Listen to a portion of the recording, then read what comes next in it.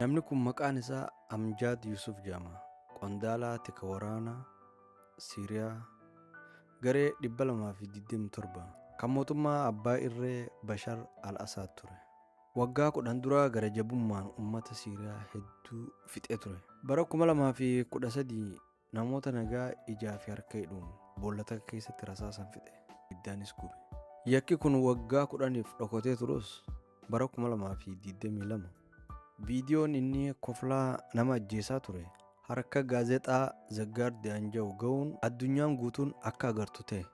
Walumaa galatti yakki ajjechaa inni raawwate namoota 228 fi daa'imman 12 ture. Kufaatii sirna abbaa irree Bashar al-Assad bara 2024 booda mana lafa jalaatti dhokataa kan ture.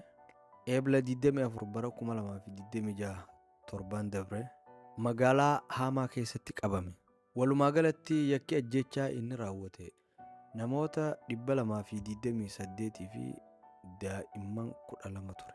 Ragaaleen dabalataa bilbila isaa keessaa gocha suukanneessaa namoota ajjeesaa ture argamee jira. Haasawaa Amjaad Yusuf godhe keessaa ani balleessaan qabu ajaja natti kennameeni raawwadhe jedhus garuu yakka jalaa bahuu hin dandeenye. Inni kaleessa koflaa nama ajjeesaa ture. Har'a yeroo harka isaa hidhanii uffata mana hidhaa uffisan of tuulummaa fi gochi inni kaleessa raawwachaa ture gara boochaatti jijjiirame. Har'a aangoo fi qawwee qabduun gochaa gara jabummaa uummata keetirratti yoo raawwatte gocha keessan galmee seenarra siif ta'a. Itti gaafatamummaa jalaan baatu.